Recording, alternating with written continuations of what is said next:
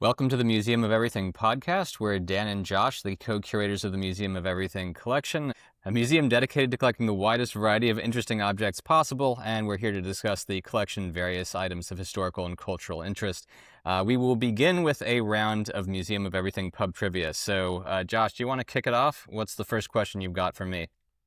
All right, I've got several name-related questions. I think I'll ask all of them. What were the surnames of Leonardo, Michelangelo, Raphael, and Donatello? Connected together through status as turtles. Okay. But I'm talking about the surnames of the artists, not the turtles. Michelangelo is Michelangelo Buonarroti. Leonardo da Vinci. Raphael Sanzio. Also Raphael of Urbino. Yep. I would also accept Raphael Santi. And this is the hard one. And Donatello. Yeah. I don't think I know Donatello's surname. It was Donato Bardi. Donato di Niccolo di Betto Bardi. Bardi. I didn't know that one. Well, all right, not bad. 3 out of 4. Still, that's a 0 for me. Yeah. Okie doke. Name 3 British ships that were sunk or captured in the War of 1812, and bonus points if you can name which American ship sunk or captured them. All right. Java and Guerriere were both captured were both sunk by the Constitution, right? That's correct. You need one more. 2. Wasp captured a British ship right at the beginning of the war. You're right. Wasp did capture a ship. I think it was later commanded by Uriah Levy, who is the Commodore who abolished flogging in the Navy, but I can't think of the name. It was Frolic. And then the United States took the Macedonian. Oh, Macedonian. Macedonian is a fairly well-known naval victory. But, yeah. Well, I should point out, so it's worth explaining why this was interesting. As the British Navy was, it would seem at the time, undisputed champion of the world. They had fought other global navies frequently and emerged the victor. The Britons were always proudest of their navy, versus land armies. Because their land army rarely had to engage with anyone because they're an island, and they're covered with natural ports, which, one of the big problems that the French Navy has is they have virtually no natural ports. Exactly. Which has proved a huge hindrance to them over the years. The British were extremely proud of their navy, and rightly so. However, they were taken completely by surprise by the American Navy in this first substantial encounter between the American and the British Navy, and the American Navy emerged the victor in almost every instance. British naval commanders actually complained that our ships were underrated, and so the idea of ratings goes along with the number of gun decks a ship has and a number of guns is used to classify ships in different rates, and a first-rate ship is a ship of the line, so what we'd call a battleship today. Our frigates carried 44 guns versus a typical frigate that might have 38, and as a result, they were underrated compared to what they should have been classed as, and we had the advantage in heavy metal going into a lot of these confrontations thanks to Americans' innovative ship design. Right. The British thought that to make a bigger ship, they would just double their frigate deck and, sort of double their 38 or 36 guns up into the 70s. But the Americans decided we would just make our frigates a little longer. It would increase the weight of metal versus other frigates, but keep them much faster compared to line of battleships. And basically from the time of the Spanish Armada up until Jutland in the First World War, this was the only major setback that the British Navy had. It was a cruel blow to them, and the land... And a huge victory for the military esteem of the United States worldwide. Especially because the land battle for us in the War of 1812 didn't go nearly as well. The White House was burned down. It was not a good time. The defense of Washington was pathetic and a great black mark on American military history. The defense of Baltimore was much better and, of course, led to the lyrics of the national anthem. And then eventually the defense of New Orleans. Yes, the Andrew Jackson Battle of New Orleans, sort of the only decisive military victory on land that we were able to score, which actually happened slightly after the war ended, but news hadn't reached them yet. Yeah. As it took a long time to get news of peace treaties from Europe to the United States at that point. Nonetheless, the War of 1812, particularly the Naval War of 1812, completely changed the view of the United States that the rest of the world had of it, and that was an important moment, which is why we still have the USS Constitution as the oldest commissioned ship in the American Navy. It is still commissioned, and And it was on my list of 10 most beautiful objects, and you can hear more about it in an earlier podcast episode. It's a beautiful, beautiful ship. All right, so still, we're none for none so far. We're going to do 3 questions each, so what's your second question? Who were the members of the second triumvirate? And for bonus points, who are the members of the first triumvirate? Well, I mean, the first triumvirate... Wait, the second triumvirate was the one that contained Antony, was it not? Or was that... Yeah, Yep. so it was Antony and Octavius and Lepidus? Yes, very good. So that's a correct answer. But if you can also, you won't get any actual bonus points, but you'll get spiritual bonus points if you can name the first triumvirate too. Did the first triumvirate contain Pompey? Yes, it did. I don't know who else it would have contained. It was Unless Pompey. it was Caesar, but... Yeah, Pompey, Caesar, and one more. Is he someone who appears in the play Julius Caesar? No, he was dead. He died fighting in the East a few years before the events of the play. I don't think I know him. It was Crassus. Crassus. Oh, I've heard of him. All right. Yeah, well, he crucified a lot of Spartacus's rebels, and he was also, I think he was famous for having built up a massive fortune by creating a private firefighting force in ancient Rome. But it was not benevolent. What it would do is go and offer to buy people's burning houses and only put them out after they had been sold. And then he would sell them back for confiscatory prices. So. That's a very entrepreneurial fire department. So Yes. they'd show up when your house was already aflame and say, I'll buy it for you. Well, I mean, It's like, they could hardly show up before the house was aflame. But, Yes. I mean, that would have been even more entrepreneurial. In any event, Lepidus is the fellow of whom the amusing scene in Julius Caesar occurs when Octavian says he's a tried and valiant soldier, and Antony says... So is my horse, Octavius. Exactly. But it doesn't give enough credit to Lepidus. Though Lepidus was an important member of the triumvirate, but he lost in Sicily to Octavius. And did they expel him? No. Well, yes. He no longer had any... I mean, after the triumvirate broke up and there was sort of a 3-way war between them, they were constantly changing sides. So it was always a 2-way war, but they were shifting sides. And eventually he gave up his command. He was given a small province in Africa to run. And eventually became Pontifex Maximus, which was the head priest of Rome. Yes, I thought that was only allotted to emperors. Julius Caesar had been Pontifex Maximus, and Lepidus was. And later, I think it became more associated with being emperor, and of course, eventually became associated with being pope. But I think that was basically Lepidus spent the last 20 or 25 years of his life as a minor but important Roman official. And surprisingly non-bitter about it. But basically while the other triumvirs were, that is Antony and Octavian, were trying to figure out what to do after Caesar had been assassinated, he just marched his army into Rome. It's like, we're gonna kill all these assassins. So he originally, you really had the most control, but he was not, what's the word? He wasn't pragmatic enough, and he wasn't ambitious enough, really, to rank with the other two. He wasn't treacherous enough, really, to Sounds like I would have liked him better. Octavian. Yeah, well. All right, my question to you is, in the great American sitcom Frasier and Kate, his producer, have an argument over Bartók's Piano Concerto. Oh, no. Kate, right, the station manager. The station manager claims that Bartók's Piano Concerto is in C, and Frasier claims that Bartók's Piano Concerto is in D minor. So in what key is Bartók's Piano Concerto, and which of them is actually right? It's C. Actually, it's neither. The Piano Concerto doesn't have a key, so they're both wrong. Well, that makes sense. That's a bit of a trick Bartók's question. Music was terrible, so. Yes, Bartók didn't bother putting a key signature in, and he doesn't really have a tonal center in this piece. Bartók was mostly a rhythmic composer rather than a melodic one. His music is really, I find, hard to listen to, pretty appalling, actually. If you can... Yes, I've never listened to it in my life. I only know it from Frasier. Music should be categorized as, that is, composers should be categorized as being particularly strong in rhythm or particularly strong in melody. And the greatest composers are strong in both. But you can think of Mozart as an example of a composer who was particularly strong in melody, or Schubert. Beethoven really had both. Bartók was only strong in rhythm. It's sort of like the equivalent of an artist being strong in color or strong in drawing. Matisse was really strong in color. Picasso was really strong in drawing.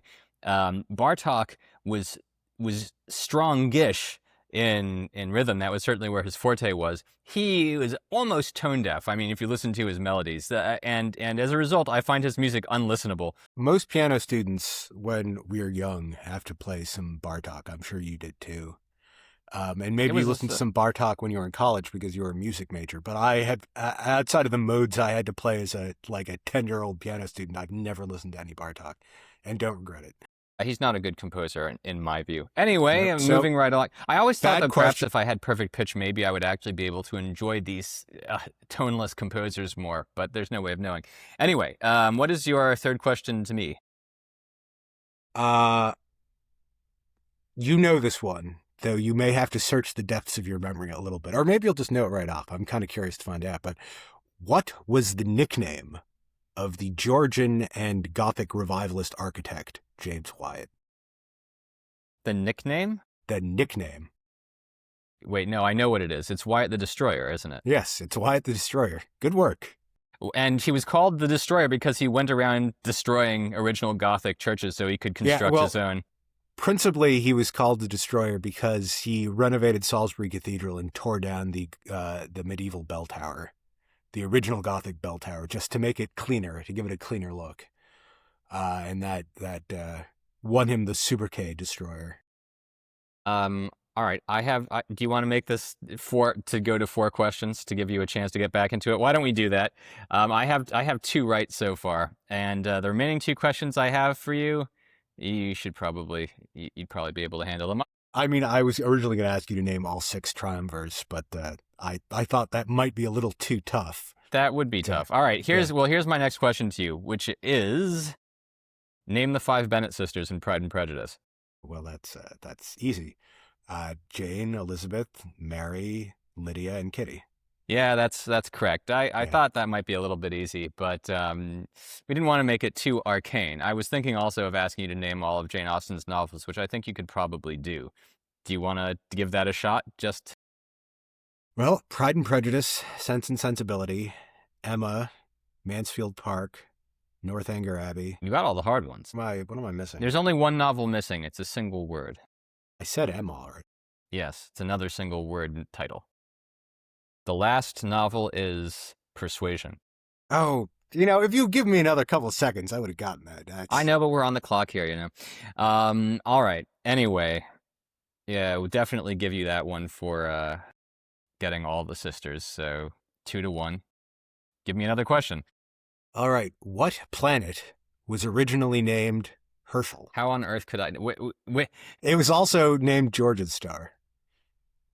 It was named by its discoverer, George's Star, but the French didn't want to call it after King George, so an English king, George III, so they named it Herschel after its discoverer. Herschel. Good name for a planet. Well, and which George was this? George III, I think. So if it was discovered, it might have been George II. I should check. If it was discovered in the 18th century, it must be a relatively remote planet, I would think. Well, yes, obviously. I mean, it couldn't have been one of the early planets which were discovered before history began. It was discovered in 1781. That should help. So it was George. A very distant planet. So it was it Pluto? No, not Pluto. Pluto was discovered in the 20th century.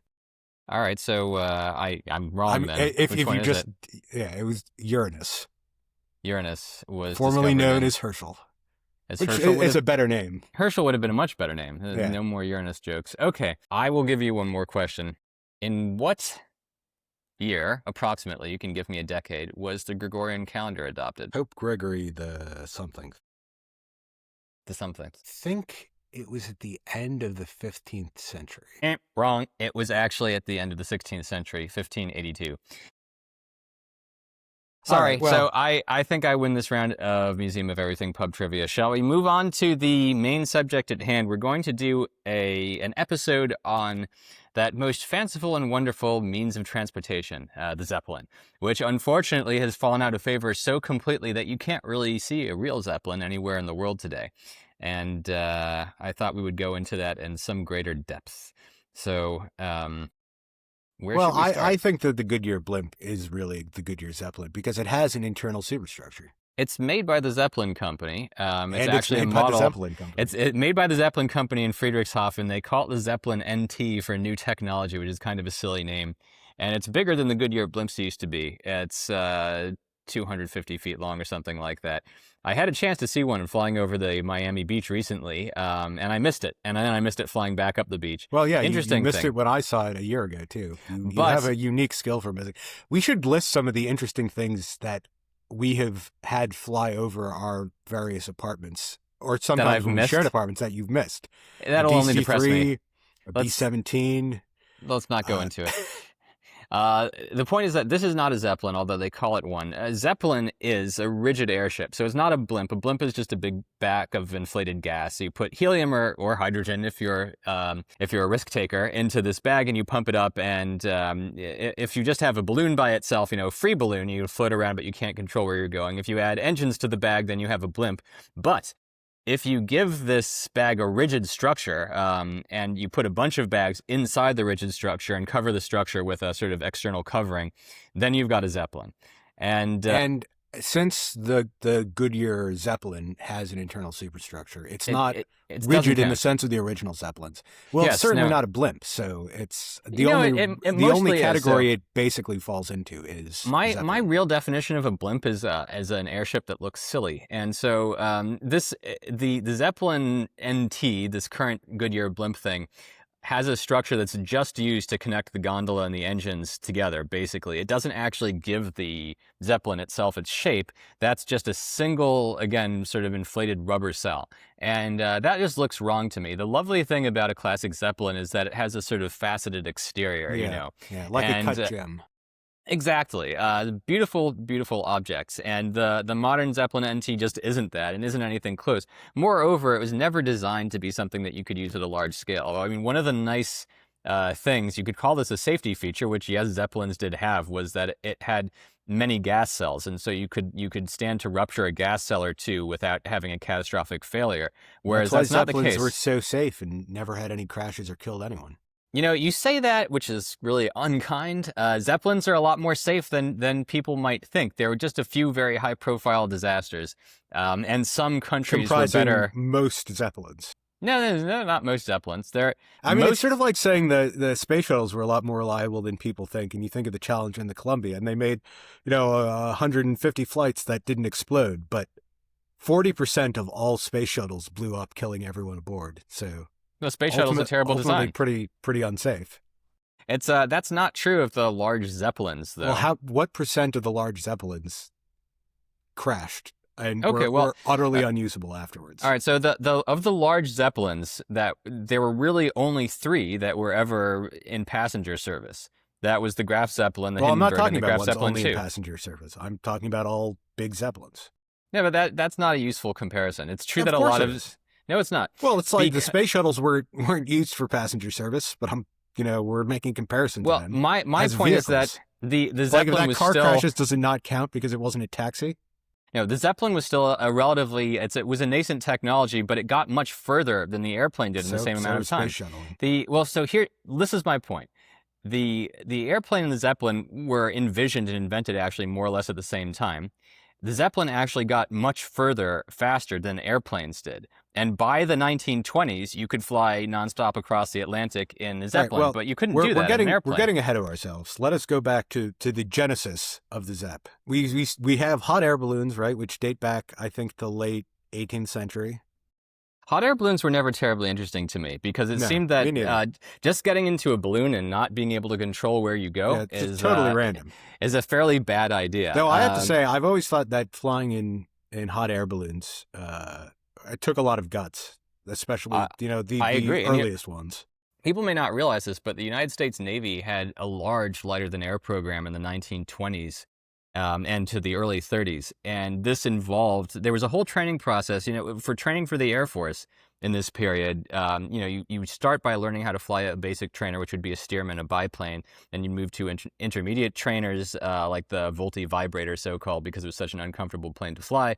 And then an advanced trainer like the Texan. And then eventually you'd move into fighters or bombers. And there was actually a similar training protocol for lighter than air flight because the U.S. Navy had a lot of blimps and they were used for surveillance, for sub hunting, and so forth. And they actually were used somewhat in the Second World War. And so they sank a few subs, didn't they? They did. You started with free balloon training, which was the equivalent of learning to fly the biplane, which taught you the basics of so-called aerostats. A balloon is an aerostatic as opposed to a aerodynamic, which is an airplane, where aerodynamics comes from. Aerodynamics is the study of things that generate their lift by moving through the air. Aerostatics is the study of things that don't have to generate any lift because they're naturally buoyant. And so you would start by learning how to pilot a free balloon, which would teach you the basic concepts. And then you would move into small and then larger blimps. And we were actually planning larger and larger classes of blimps as the war progressed. And then at some point, we just stopped building them because they really did become difficult to defend. But there was also the Navy plan to have large Zeppelins, and we built several large Zeppelins, none of which survived. And that is the sad part of I was just going to say, you can't go and see them in a museum today. No, that's very true. But again, to return to the sort of the nascence, this concept was invented by the Count Zeppelin, Graf von Zeppelin. He is the first one who not only had this idea, but who put it into practice. And he started building these Zeppelins using his own money to finance them. And they were quite big from the start, several hundred feet long. The original ones they didn't really have much by way of control. Gasoline engines, which were used to power them with propellers attached, were themselves very new technology at the time and highly unreliable. And adjusting the trim of the ship, that is, whether its nose was pointing up or down, later that would be done by having rudders on the end, which you could move. But in the early stages, it was literally done by cranking weights forward and backwards along a long gondola that ran the length of the ship. That seems like a really counterintuitive solution to choose when rudders are among the oldest technology in all of existence. Well, maybe, but it also solved this problem of balancing things fore and aft. That is, when you're moving through the air, in order for the rudder to be effective, just like on a ship, you have to be moving. And that's part true. of the And control... if they had internal weights, the later Zeppelins, they could have actually avoided a lot of serious problems. Well, no, the later Zeppelins actually did. It was just a slightly different technique where they would carry ballast and it would be at different points in the ship. And so if you wanted to make it more nose heavy or tail heavy, you could either release ballast fore or aft, or you could vent gas fore or aft. That was a much more sophisticated type of control. Zeppelin, the Count Zeppelin, though, was a great creative dreamer, and especially what year for was this? You haven't given us a year. This is at the very beginning of the 20th century. I know that by 1908 is when Zeppelin had the famous flight of the LZ-4, which was so the fourth Zeppelin he'd built.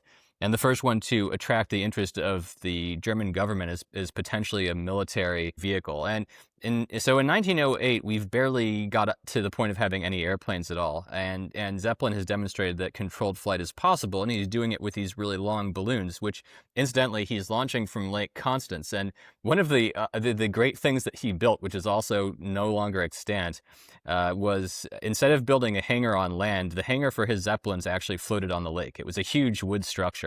And that way they could point the Zeppelin into the wind just by realigning this floating Zeppelin house. It must have been a wonderful thing to behold. It was a beautiful imagine if we idea. had floating airports that we could just turn one runway into the wind. I mean, that would save so much time. They have thought of that, but because airplanes require such a great distance to take off, it's a much harder problem. You need a mile of runway for a fast airplane, whereas a blimp doesn't really need much space. You need less stronger runway than if you could turn it directly into the wind. Yes. Well, so in any event, the LZ-4, around 1908, the German government expressed interest in this as a potentially military concept, and their requirement was that Count Zeppelin make a 24-hour nonstop flight to demonstrate or a 24-hour, I don't think it had to be nonstop, but a 24-hour more or less continuous flight. And this was hugely. It was a celebrity event of the time. Children would run to see the Zeppelin and follow it on its relatively slow path as it went from city to city. And things were going reasonably well until one of the engines let them down. And again, this is sort of a failure of engine technology. Actually, would be a huge, prominent sore point in early Zeppelin development. One of their engines poor broke. Zeppelin that blames its tools, Dan. They had to land while their engine was repaired, and the Zeppelin, not being adequately secured, was caught by a gust of wind, and it began to take off without any men aboard. And I have a description from one of the mechanics who saw it beginning to move, and so everyone was off the Zeppelin, being feted by the local community, having lunch essentially and celebrating because they were huge superstars showing up with this multi-100-foot long floating object. I mean, imagine how amazing that was, also in a world that had never seen anything fly before. And so this one fellow saw the LZ-4 beginning to take off in a gust of wind, and he ran to the control car to start venting gas. But by the time he'd vented any, he was already hundreds of feet in the air, all by himself, as he thought. As it turned out, there was a mechanic on board also, but it was not a situation in which they could have any sort of controlled flight. And so a few miles away, the Zeppelin, losing lift, crashed into the ground, where it immediately burst into flames. And this is because it was filled with hydrogen. It was filled with hydrogen, and there's a reason for this. So in Zeppelins, you have basically two potential choices of a lifting gas. You can use hydrogen or helium. Hydrogen is preferred because it's much lighter than helium. And I don't know what the specific gravity of the two is, but presumably. Well, just look at your helium is twice table. as heavy because it's got twice as many protons. That doesn't mean, however, that hydrogen has twice the lifting power because it's twice as light. Because the lifting power comes from the difference in weight between these molecules and regular air, which contains a lot of nitrogen and oxygen, heavier molecules. And so helium has about 92% the lifting power of hydrogen, but that's still a lot of lift you're giving up when every pound that you want to carry matters. And so hydrogen was preferred as a lifting gas because it was lighter, but also, and this was actually the main point, it was much easier to come by because you can get hydrogen essentially in infinite abundance just by using electrolysis to break up water molecules into oxygen and hydrogen. Helium has to be produced sort of like petroleum products. You can get it by piping out gas reserves, gas deposits underground that took millions of years to mature. And Germany didn't have a lot of helium. This would actually be a decisive factor in sealing the fate of Zeppelins in general in the 30s. Is the fact that the United States controlled the vast majority of all the helium in the world. They controlled helium stockpiles, and they had a strategic helium reserve, which we still have, incidentally. And they were very wary about releasing substantial amounts of helium to anywhere else in the world, and there was nowhere else you could get it from. The biggest advantage of helium, of course, is that it's a noble gas. It's inflammable, and so it's a safe gas to fly with. The worst thing that can happen when you get exposed to helium is that it makes your voice squeaky. Of course, you can't breathe it either, but it doesn't burn. Hydrogen burns intensely, and if you mix hydrogen with oxygen, which is easy to do in the atmosphere, it explodes. And so this is where most of the dangers in Zeppelins came from, but also most of the German work around Zeppelin design had to do with figuring out how to use hydrogen safely, and that's a fascinating story too. I mean, why, when you mix hydrogen and oxygen, presumably you get water. If you mix two hydrogens for one oxygen, you can mix it correctly. I don't know what the chemistry of this is. No, well, it is. You can do reverse electrolysis and get water back out of hydrogen and oxygen when you mix it in the right ratios. That's how hydrogen fuel cells work. Yes, exactly. But if you just have it mixed in the air, it's before that as you perform this reverse electrolysis. It's a highly combustible combination, and all you have to do is have some flame nearby, and it will blow up. So I will just mention incidentally that the reason the Soviet spacecraft had solar panels and ours didn't is because American spacecraft, up until Artemis, had always used hydrogen fuel cells to power them. Mercury, Gemini, and Apollo all had hydrogen fuel cells. I mean, and then one of them blew up on Apollo 13. So there were problems. Hydrogen can do that to you. Hydrogen has always been difficult to work with. And in this case, hydrogen doesn't need much of an incentive to start burning. Even friction can do it if it's enough. And so there was no match or anything. It just that the LZ-4 crashed and it burned and did the Metaboy survive? He did actually survive. He was burned pretty badly, but he managed to sort of jump out as it was coming down and run away as fast as he could. But it was so intensely hot that the back of his neck kind of his hair caught on fire. Well, what about the mechanic? Mechanic made it too. Huh. Yes. This resulted, however, in the destruction of, it would seem, of Count Zeppelin's dreams, because he was out of money at this point, and this attempted 24-hour flight had resulted in a very visible public failure, but it also resulted in a tremendous outpouring of public support. And all over Germany, people started mailing envelopes full of money to Count Zeppelin to Mailing to envelopes full of helium. yeah, to give him a chance to reconstruct his dreams, and he actually was able to found a new Zeppelin company on the basis of these contributions, which includes letters from little children were writing in and saying, "I was going to give this, my 2 cents in church, but I'm sending it to you instead, so you can build a new Zeppelin." And Just like Mr. Smith Goes to Washington. it was actually it was a pretty nice display of nationwide sympathy for Zeppelin, who went from being not disgraced, but a notable public failure to being a new public hero. And so he was able to build a new Zeppelin company. Well, and no one knows how to be nice like the Germans. That's why Europe was so peaceful in the 20th century. well, that's the next chapter, of course, is that Yeah, the because army. we're going from 1908, an unsuccessful first big Zeppelin flight, to the First World War starting 6 years later, and Zeppelins being a very substantial part of the first ever air war. They were, and so this is in the interim. They were being developed feverishly, sort of along two lines. The German military, the Germans always had a thing for Zeppelins, and it's interesting because although it's easier to explain in the period between the First and Second World Wars, when there were really strong restrictions on aircraft, more so than on Zeppelins. They existed on Zeppelins too, but it's easy to see why they liked them. Beforehand, though, it just seems that Zeppelins always grabbed the German imagination with a more tenacious grasp than they had on that of other peoples, and I'm not sure exactly why that is.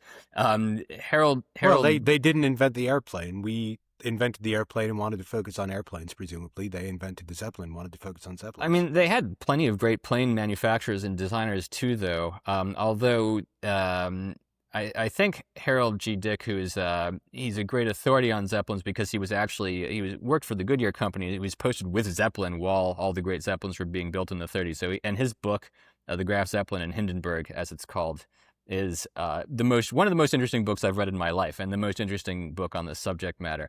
He believes, among other things, that the Germans just like having big shiny objects that are bigger than everyone else's shiny objects. Well, that would certainly have been their neighbor Freud's explanation. Yeah, I mean, so they loved having things. It was the same with building large ships, and Germany loved having ways of displaying national pride, and sort of always has. I think that went into the Teutonic spirit, but that's not the only animating By the way, force. sorry to Germany for your humiliating loss yesterday in the World Cup. I know that was hard. In any event, we want to send our best wishes to all of our German listeners. The military aspect was one avenue of development that was being pursued before the First World War, and the other one was exploration. And that actually seemed a lot more promising because to be able to explore really remote places, it helped that a Zeppelin could stay aloft essentially indefinitely, as long as it didn't have to vent too much gas. And as long as I know there were attempts to explore the Arctic with hot air balloons, which didn't go well. No, they did go well, not with hot air balloons, but with Zeppelins. No, right. I'm saying that there were experiments exploring the Arctic with hot air balloons, which didn't go well. Yes, I imagine the Zeppelins were a little better because they weren't relying on hot air. Yeah. So to skip ahead a little bit, there was a Zeppelin called the Norge, which was actually, believe it or not, an Italian airship, and it may have actually been the first manned flight over the North Pole. It's believed now that Admiral Byrd may have exaggerated how far he was able to fly. I've heard that, and I'm a little suspicious of these claims that Byrd never made it. Well, there is evidence that he modified his logs, and you can look at the log and see the erasures. I mean, it's not conclusive, but as a matter of fact, whether or not Byrd got to the North Pole, the Zeppelin, the Norge, arrived there days afterwards. It was or weeks at most. It was very close. So as a matter of fact, Zeppelins were being used successfully in exploration. Of course, that was after the First World War, but before the First World War, Zeppelins were used in the first attempts to cross the Atlantic, which were ridiculously premature. And so there was an explorer named Wellman who tried to float across the Atlantic in 1910, which is a long, long time ago. You think Zeppelins at that point have only been around for a couple of years. And his airship was called the America. It was actually built by the French. And it was catastrophically badly designed in every respect. And if you look at pictures of it, you can see that when they discovered it didn't have enough lift, they cut it open and they put a new section in, and so it looks like it has a big band-aid on it. And there are a bunch of pictures of it because it was also photographed by its rescue ship. It was the first crew of a Zeppelin ever to be rescued at sea. Basically what they proposed was they just built this Zeppelin. They hadn't really tried it out. And they didn't know how well it would work, but they figured they would just get into it and try flying it across the Atlantic. And it may seem very ad hoc, but they had actually spent months recruiting a crew, and thousands of people from all over the world volunteered to be on this crew. And that really doesn't surprise me at all. No, it doesn't surprise me either. It's like in the last episode, volunteering to go to Venus. Yes, this was going to be the first attempted crossing of the Atlantic by air. So thousands of people wrote in. They selected a crew, I think, of 6 men or so. And it wasn't a big Zeppelin. It had a small passenger compartment. And underneath that, reachable by a rope ladder, was a lifeboat, which they suspended to sort of a lower passenger compartment and to carry extra provisions. And attached to this whole thing was an idea which was fortunately dropped from subsequent Zeppelin flight, which they called an equilibrator. An equilibrator. Their idea of this equilibrator was that it was actually basically a chain of oil drums or metal containers. I think that's how it was described, or like oxygen cylinders, some heavy metal cylinders, like a long snake that weighed multiple tons. And the idea was it would actually be attached to the airship by a long cable, and it would trail through the water. And the idea was if the airship got too much lift, if the sun heated it up too much, it began to go higher, but then it would pull more of this thing out of the water. This metal snake that floated on the surface would pull it back down again. And if the lift of the Zeppelin decreased, it would float lower down, but then more of the equilibrator would go into the water and reduce the... Exactly. Yeah, that's actually a very good idea. Well, it's an interesting idea, but as you can imagine, the drag of multiple tons of metal in the water was catastrophic, and they hadn't really considered that when they were performing their calculations of how fast they could go. That's basically the way that anchors work, too. I mean, people sort of have this idea that, the anchor tongs hook onto rocks or something to hold the ship in place, but really what it is it digs into the sand, and then most of the thing holding a ship in place is the weight of the cable laying on the ground. And if the ship tries to move, it has to pick up the cable, and the more the cable that's up, the greater weight is being supported by the ship, which holds it in place. Yes, I mean, it would have been a great idea for an anchor, but they were planning to drag it all the way across the Atlantic. They got as far as about, I think, as easterly as Labrador when their engines finally failed completely. That's almost across. No, it's not. That's almost across. Where they were starting in France. No, they were starting in the U.S. Oh, they didn't make it at all. Sorry. Well, why would they start in North America? The prevailing winds blow east to west. So they were flying against the winds. They, because this was well known, obviously, from maritime. Yes, I mean, that's why, if we could just divert slightly to ships. I mean, the prevailing winds of the world had been mapped thoroughly for hundreds of years. The globe wind patterns were extremely well understood. And something that people often forget about what made Christopher Columbus's trip across the Atlantic so remarkable is that everyone knew that you could sail west out into the Atlantic, but the prevailing winds blew west. And so the thing people were frightened of was basically that you go out and you wouldn't be able to come back. Sort of like going to the moon and not being able to come back. Christopher Columbus, for all of his many flaws, was an incredible mariner, and he was just like, I can sail into the wind, so I'm going to do this. But why would they fly from North America to Europe instead of in the other direction? Well, when you look at their level of preparedness overall, the fact that they didn't even try testing this out, they didn't even make a local test flight in the Bay to see whether this would work. They just took off from New Jersey and said, we'll see if we can get to Europe. And what is it about New Jersey and ill-fated Zeppelin flights? They really seem to be almost uniquely bad explorers from the explorer. I mean, they were very audacious, but in terms of their preparedness and so forth, they were really very, very ill-equipped. They did succeed in transmitting and receiving the first wireless radio messages to come from an airship. But after their engines packed up, they had no idea what to do. They were out of range of any ships and out of range of land radio. They ended up drifting all the way down to the Bahamas, where they were lucky enough. And I mean, drifting is a free balloon because at that point, stressful. Yeah, they were out of stressful time. engine power, and it was more They were stressful probably because, saying to themselves, boy, if only we had allowed these prevailing winds to blow us across the Atlantic, this would well, have been much Wellman easier. also had brought along his pet cat who hated Zeppelins. It Yeah, was no apparently kidding. it was apparently a rough flight Anyway, had he for all met hands. cats before?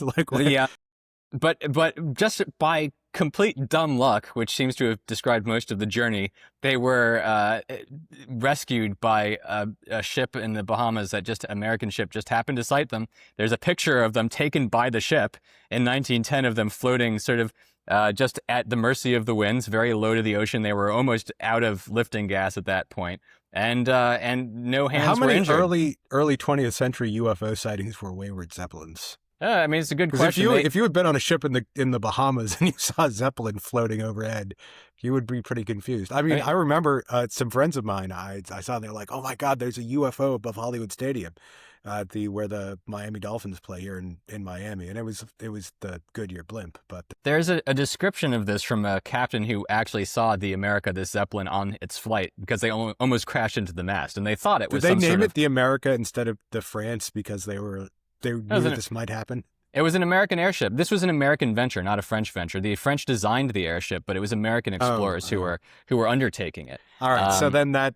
explains why they were flying west to east instead of east to west. Yes, but still, it was a bad series of choices, and they were just lucky that they got rescued by this ship and that no one was killed. The most dangerous point was when they jettisoned the rowboat, the life raft with all the guys in it, and it was immediately smashed by their equilibrator. So, Jeez, that I must mean, have been terrifying. they really got extremely lucky, and luckier than Vanneman, who Did they was all survive? they all survived, but Vanneman reattempted a crossing of the Atlantic 2 years later in a ship called the Shenandoah, which was the name later given to the first American naval airship, Shenandoah. Not a good name for airships. It flew out to the Atlantic for about 10 minutes before it exploded, and all hands were killed. That was 1912. So there were some rough early moments in Zeppelin exploration. But it's interesting, though, that from 1908 to 1910, 2 years, you go from Zeppelin making his first major flight to countries all over the world, or at least Europe and North America, manufacturing Zeppelins. yes, and trying to Very fly across rapid the development. oceans, which is something that you couldn't even have thought about doing in an airplane for several years Well, to come. the first solo flight of the Atlantic was in 1927. I don't. Yes, when but was there the, had al- there? I think the first flight at all of an airplane of the Atlantic, which was surprisingly a much less big deal than Lindbergh's flight, had only been a few years before that. I think maybe 21. Yes, 1919, two British pilots in a modified bomber flew across the Atlantic, but that wasn't until after the First World War. So it was to be several years in the future at that point. So the period from the beginning of Zeppelin's dream to the First World War, there was rapid development of something that was still clearly in its infancy and highly uncontrollable. But again, a lot of that had to do with sort of the supporting technology. The reason that the America didn't make it across the ocean was because its engines failed almost immediately. And they had actually, again, in a typical display of how they thought through this, they had engines from, I think, 3 different manufacturers. And they couldn't get one of them to work for more than about 15 minutes at a time. And each of them was like this. And apparently they just hadn't tested these things out before. They're just like, oh, well, we'll fly across the Atlantic. That'll be our test run. It was doomed to failure from the start, and they are incredibly fortunate that none of them was killed in the process. However, Well, so it was American. Were they using helium? I'm confused about what the role of France in this was. so actually, the America did use hydrogen, and so did that the Shenandoah, which is why it exploded. That is the first Shenandoah. The role of France was that they were the designer of this airship, the America. You know, France had actually taken an active role in hot air ballooning, as you'll recall. They were very excited about hot air balloons when they were invented, and so it was natural that they would try to be leaders in Zeppelin design, which they failed at spectacularly, and they never really pursued it past the very initial stages. The Italians actually went considerably further because the Norge, which did reach the North Pole, an Italian design with a partly Italian crew. There's a fascinating story about that also. They took essentially a reporter with them, an American writer who covers the story quite well, leaving from a a Norwegian air base and ending up in America, sort of within the Arctic Circle, but flying over the North Pole. An incredible achievement for 1926, but of course that was after the war. In the intervening, Yeah, well, it's also after the war in the 20s. The Italians were among the premier airplane makers in the world. I think they pioneered and car makers as seaplanes. well. That Yeah. it So was what really happened to their industrial base? The Second well. I'll World tell War, you they just exactly. never It was recovered. It was before. It was before Except for that. cars, It obviously. was when fascism took over in 1930. I mean, Well, no, no, it was 1920s. And in the 1920s, fascism Mussolini. was already taking over in the late 20s. Yes, anyway. exactly. But And the seaplane that was going to make the first round the world airplane flight was a big pride point, as the Zeppelins would later be for the Nazis, for Mussolini. Bears looking further into the effect of fascism on Italian industry. In some respects, it boosted it up. Mussolini famously got their trains to run on time, but in any event, the war, certainly the Second World War, left them with not much by way of industrial capacity. Yeah, I mean, with the inevitable end of fascism is that, I mean, end in the sense of result, not end in the sense of no longer existing. I mean, the result of fascism is the destruction of your country. So, But the First World War. We won't spend too long on this. I'm just curious because obviously they're still very famous as car makers. But why did they stop making? Well, they still have Leonardo, who are plane manufacturers, right? Yes. I think so. What is I mean, Zeppelins? everyone stopped making Zeppelins, which is probably the real answer. But also, the Italians were not ever able to make a Zeppelin work on a truly large scale. The Norge was a few 100 feet long, which may seem pretty big, but it's not by comparison to the German airships of the time, or the American airships of the time, for that matter. By the 20s, airships had gotten quite sophisticated because of all the development the Germans had put into them during the First World War, and that's really when Zeppelins became the sort of modern Zeppelin was born, and it was as a result of military action. The Germans figured out how to use Zeppelins to drop bombs on England, which made Zeppelins a hated object in the entire Western world, and they're the subject of a lot of military, especially British, I don't like the term propaganda, but, posters of World War showing Zeppelin raids, highly dramatized Zeppelin raids on London and so forth. They were terrifying objects. Oh, yeah, and they were bombing civilian targets in London. Yes, absolutely, yeah. And deliberately. I mean, it was an early blitz. It was a pre-blitz blitz. If I'm right, I mean, the Germans. I'm not an expert on so this, I've read some accounts of Zeppelin skippers, which are really fascinating, also, and they are attempting. According to them, they're attempting to bomb military targets, but it was hard for them to identify them at night, and I don't think they really tried that hard anyway. The Germans built essentially 100 Zeppelins during the First World War, and very few of them survived, but for the first couple of years in which Zeppelins were deployed in combat, almost none of them were lost. I think in the first full year of the war in which Zeppelins were active, not a single Zeppelin was shot down, either by ground fire or by airplanes. And so it was sort of like the equivalent of the beginning of the Atlantic War, the war in the Atlantic, that is, in the Second World War, was the happy times, as the submarine commanders, the U-boat commanders called it, for the German wolf packs. They were essentially impervious. There was no good sub-defense, no effective way to hunt them either by air from American naval ships or British naval ships, and so they roamed relatively freely over surface, over cargo fleets, sinking tankers and freighters at will, more or less. It was similar to that period at the very beginning of the First World War, where the Germans had their Zeppelins flying over England essentially untouchable because they could just fly higher than airplanes could go, and ground fire couldn't reach them either. And when it could, ground fire often just punched a hole, right through one of these gas cells, but they had multiple gas cells, and they had sailmakers, sort of the equivalent of sailmakers on a ship, who would constantly be climbing over the Zeppelins, patching the gas bags, and they would carry around their little pots of glue, essentially, in their patching material, and constantly put the Zeppelin back together. Zeppelins from the German war Zeppelins, fascinatingly, also actually had a gunner position, a gun turret, or a gun on the top of the Zeppelin. On the top of the Zeppelin, there was a machine gunner, and he had to phone down to the control car to get permission to fire, to make sure they weren't venting gas, because of course that would have caused the Zeppelin to blow up. These were, again, all hydrogen filled, and but that was thought to be an effective means of defending against airplanes, and it turned out not to be ultimately as airplanes got faster and could climb higher, and we invented the incendiary bullet. These combined to make the Zeppelin extremely vulnerable. And so by the end of the war, the Zeppelin casualty rate was absolutely appalling. And almost no Zeppelins survived the war because at the beginning they'd been dominant. At the end, they were essentially obsolete, at least versus the airplane as a military tool. And at the war's end, there were, I think, only 16 Zeppelins left out of the 100 or so that they'd built. And in the Treaty of Versailles, the Germans had to give them all away to the victorious powers as part of war reparations. And they weren't allowed to build any more Zeppelins. And that actually leads into the next chapter of Zeppelin making. I should say that there are a lot of fascinating accounts of what flying Zeppelins were like during the First World War. One of them is from Ernst Lehmann, whose name you might recognize because he would later be captain of the Hindenburg. He was actually a World War I Zeppelin commander. And the control cars in the Zeppelins at that time were still sort of like gondolas that almost hung off the bottom of the Zeppelin. You reached them by climbing down an exposed ladder. And so when the wind was whipping around you and it was below freezing, and he said it was easy for someone to get disoriented or overcome by fear and just let go or slide off the ladder and fall off the Zeppelin. I can imagine it was quite an arduous duty, especially because there was no heating aboard and they were flying in extremely cold environments, and they didn't carry parachutes either.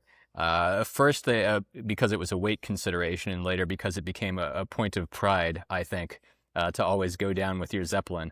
But it was by the end of the war, Zeppelins were being shot down at an appalling rate, and there are also fascinating accounts of from some of the pilots who shot one down.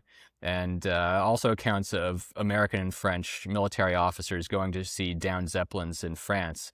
In particular, a really striking description from an American officer who he was sort of part of American intelligence looking for details on Zeppelin construction and design. And it was rare to find a chance to look at one intact because usually when they got shot down, they burst into flames, or usually when they hit the ground, they burst into flames and they melted.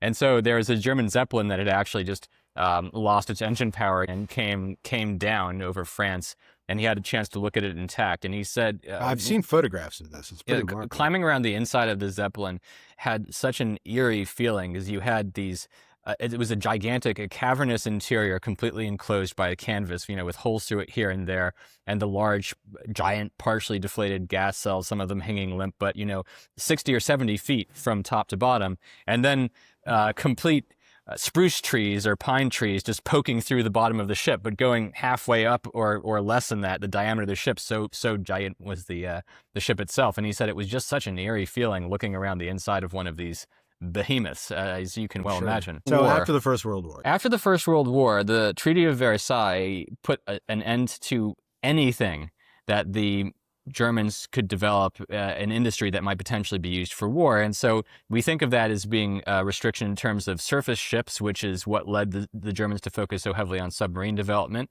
and restriction, of course, against airplanes, which led the Germans to focus very intensely on unpowered flight. They got hugely into gliders at this point because it was a way for them to train pilots without breaking the Treaty of Versailles restrictions. But it also forbade them from building any more airships. And this almost put the Zeppelin company out of business, except that Hugo Echner had the brilliant idea of getting the American military, specifically the American Navy, to buy a Zeppelin. And if this hadn't gone through, probably Zeppelins would have been killed off right at that moment, because the Germans, they turned over the remaining 16 or so Zeppelins to the Allied powers, some to America. And it was on a German Zeppelin we based the design of our first U.S. Navy ship. They turned over other ships to the Italians, to the French, to the English, and no one really knew how to fly them correctly. So almost all of them were subsequently destroyed. Just in, the French didn't know how to steer an airship around, or at least they demonstrated that they didn't. But Hugo Echner is an important figure in the history of the 20th century.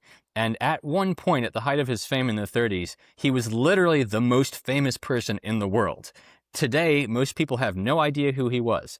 But in the 30s, and around 1934 or 35, an Italian magazine ran a popularity contest to discover who the most popular man in the world was, the most famous man in the world. Mussolini thought it would be him. The Pope thought it would be him. And it turned out to be Hugo Echner, who was the president of the Zeppelin Company.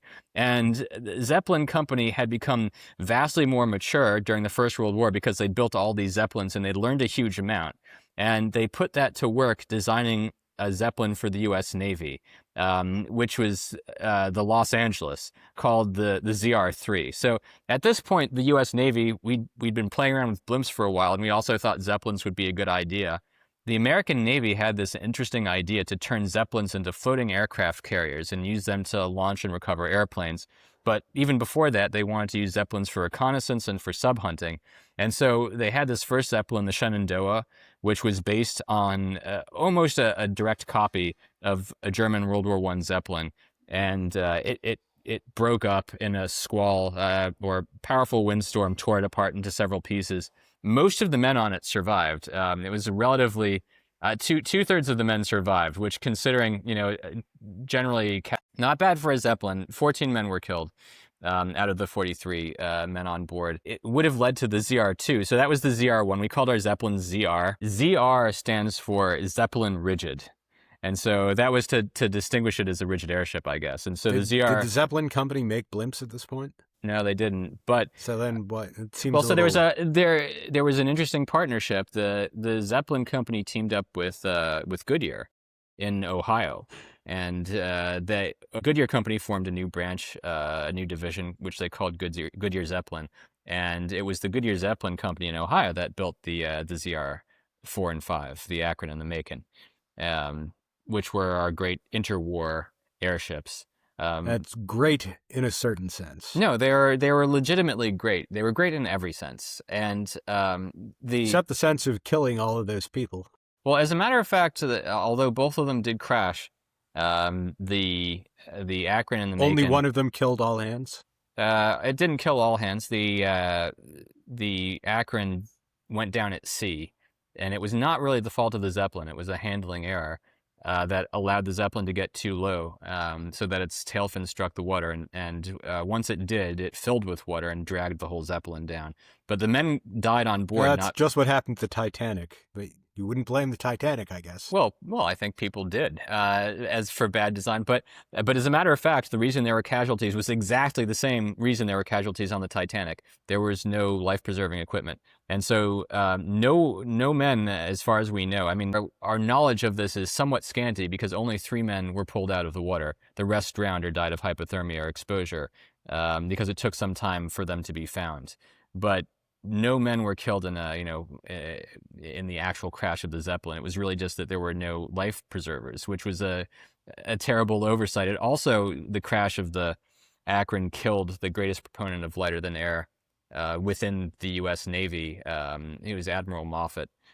He went down with the ship, not necessarily deliberately, but he was killed on board. He was on board as an observer. The executive officer, who's one of the 3 men who survived, would actually go on to become the commander of the Macon, which also went down. But in that case, only 2 men on the crew were killed out of a crew of 70 or so. And that was, again, because of life-preserving equipment. On that ship, the situation was actually somewhat similar. They went down over the water in a squall. And everyone had a life jacket, and they were pulled out of the water by destroyers, and almost everyone was saved. Yeah, but the Zeppelin still crashed and were completely destroyed. All right, so here's the point worth noting. Of the airships, we had ZR-1 through 5. ZR-1 was a copy of the German airship, as I said. It was the Shenandoah, but it was the first one that Americans had ever built, and so it's understandable that we probably made some mistakes in building it. It was not structurally sound, which is why it was able to be ripped apart by dynamic air forces that should not have been powerful enough. That is, the storm it was caught in was powerful, but shouldn't have been powerful enough to destroy it. But it was our first attempt. The ZR-2 actually never was delivered to the United States Navy. It was built by the British as the R-38. We decided we were going to buy a Zeppelin from the British. The British turned out to be awful at building Zeppelins, and that Zeppelin blew up during trials. And it was actually a hydrogen Zeppelin. it convinced the U.S. Navy that we would never mess with hydrogen. And so then we had the ZR-3, the Los Angeles, delivered by the Germans. And the Los And that's the Angeles, one, if you've seen the famous photograph of the Zeppelin with its tail straight up in the air, that's the Los Angeles. that's the Los Angeles. But the Los Angeles, even in that incident, never had a single fatality on board. And the Los Angeles... Sure, everyone really enjoyed that. Well, the fact is that the Los Angeles demonstrated what a well-designed Zeppelin could do under good regulation. It was always well-crewed, it was well-flown, and in particular, it had been designed with all of the new knowledge that the Germans had picked up in the interwar years. It was a beautiful design, and if not for the Akron and Macon, who I think are aesthetically even superior, I would say is the most beautiful airship of all time and one of the most beautiful objects of all time. The Los Angeles is a gorgeous, gorgeous object. And it was dismantled. It was scrapped right before the Second World War, which is a tragedy. But then come the Akron and the Macon. And the Akron and the Macon are two of the most interesting objects of the 20th century. All the more so because they don't exist anymore. They were designed in-house at Goodyear Zeppelin, and they were the first completely new design by the Americans. They did not rely really on the German way of doing things. They looked at the German way of doing things and came up with their own solutions. And some of them were really good, and some of them were not. And that essentially led to the flaws in these airships. The principal innovation was that rather than using thousands and thousands of bracing wires, they replaced a lot of those bracing wires by making stronger rings, stronger hoops, that is, to define the shape of the Zeppelin. And so if you look at the frames being put together, you'll see that the American ones, which are also made out of this very lightweight material called duralumin, were considerably more robust. And the American design had a triple keel instead of just a keel along the center line. It had 3 keels, though actually the Zeppelin itself was very well designed and very robust. It had an almost literal Achilles heel, though, which is that the American Zeppelin designers decided to abandon the German practice of using a cruciform tail structure where the tail essentially went entirely through the frame of the Zeppelin. And so the vertical and the horizontal fins were attached to one another. Like the fins on a dart, they touched each other all at the middle, and there was a structure like for those live fins. axle. Yes, exactly. The structure went all the way through the superstructure of the Zeppelin, connecting all the fins together and making them incredibly strong. And the Americans decided not to do this and simply to bolt the fins onto the outside of the exterior structure of the Zeppelin. And that was where the weakness of the American design came in. And so in the case of the Macon, it seems that a powerful gust of wind, the design just wasn't strong enough to withstand very strong side gusts. They already knew about this, and the Macon had already been scheduled for repairs to reinforce this crucially weak area. But it was allowed to continue operating before those repairs had been completed, and that proved to be a fatal mistake. And so on this particular day, a side gust essentially snapped the top fin off, and that led to a chain reaction of disasters, because the damage from that caused 2 of the rear cells to deflate, which in turn caused the Zeppelin to adopt a very nose-high attitude. They tried to vent gas to correct that, and that caused them essentially to plummet into the sea. It's a very sad story. Happy in terms of the fact that almost everyone on board was rescued, but sad because that signaled the last attempt by America to build a Zeppelin. And it's so tragic because if they had just completed those repairs, not probably, but it's possible at least that we would still be flying Zeppelins today. It had a lot of unique innovations that pointed towards a really fascinating way of thinking about Zeppelin design, and actually have a lot to do with why I think they're such beautiful, aesthetically superior objects. So if you look at an American Zeppelin versus the German Zeppelins of the time, you'll see the American Zeppelins have a lot more propellers on the outside. The Akron and Macon had 4 propellers aside, as opposed to the German designs usually had 2 aside.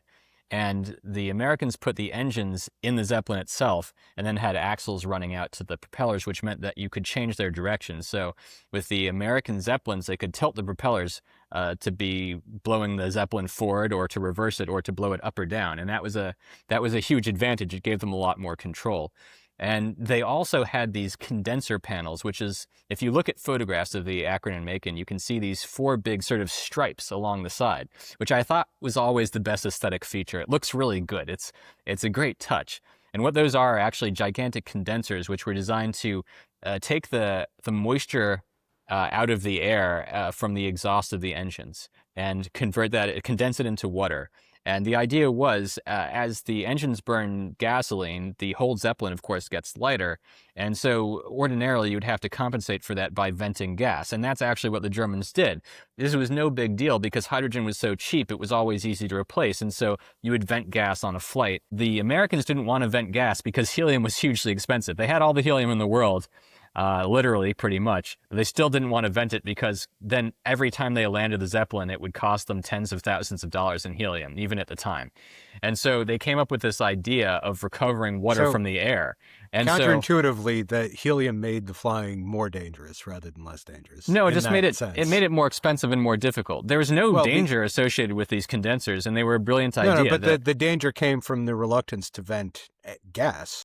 Well, that wasn't a danger imposed during actual flight. It really just required them to come up with it. Of course. In emergency, they would still vent gas. Yes, so that was a stupid observation. Just cut that out of the book. No, but the idea then was the condenser panels allowed them to capture as much weight in water as they burned in gasoline, so they wouldn't have to vent on their flights, which was a tremendous innovation. And again, something that the Germans actually experimented with this later, but it was just one of those things that was never fully developed because the Americans abandoned the lighter-than-air flight after the Macon crashed, which is, again, a tremendous shame.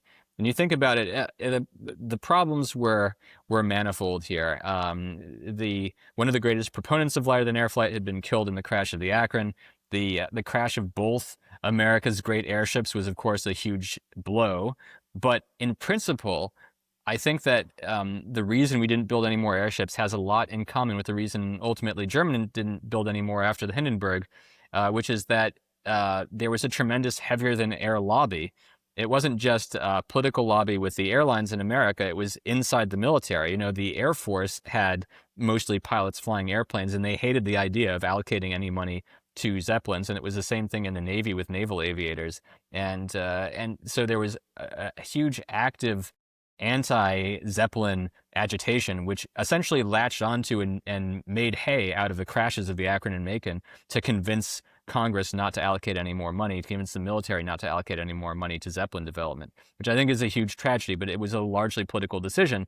It was essentially a turf war, and the airplanes had the advantage because although plenty of airplanes crash, they crashed by the 100, literally, but because they were much smaller objects carrying few people, each crash meant less. I mean, if you look at the number of crashes airplanes went through during this developmental period, I think you'll find they crashed with as greater regularity than airships, but each individual one... I would think also that one airplane cost much less than one Zeppelin. Well, exactly, because they were much smaller. That's the thing, is that the Zeppelins, each individual Zeppelin required a huge development effort. It was a huge object, and when it crashed, it risked more human life. And so it's easier to latch onto them as failures, and that's exactly what happened. Which is too bad because, I mean, the floating aircraft carrier idea, for example, it actually did work. And another one of the accounts we have of the Macon crash comes from one of the pilots on board who was in charge of essentially a small squadron of airplanes, 5 or 6 American planes. I think they were pea shooters, specially modified to be able to latch onto a trapeze carried underneath the Zeppelin. They would fly up to the Zeppelin, they would latch on and be lifted inside and then stored in a hangar.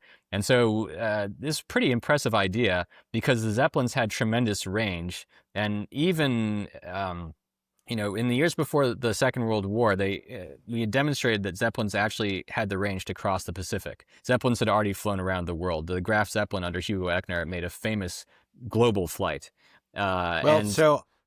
We've got to talk about the resurgence of German Zeppelin making, and then the Graf Zeppelin and the Hindenburg, which were the two big pinnacles in terms of Zeppelin history. Well, we've gone on for an hour and a quarter. Perhaps we should save those for a subsequent episode. Yeah, so I'll just say that it was the Los Angeles, the Zeppelin that Hugo Echner had built for the American Navy that saved the Zeppelin company and allowed them to continue developing Zeppelins. And what was to follow was the really golden age of Zeppelin flight and the greatest of all Zeppelins. And yeah, so why don't we pick this up in the next episode and talk about the to come soon. Thanks for listening, and we'll see you on the next episode.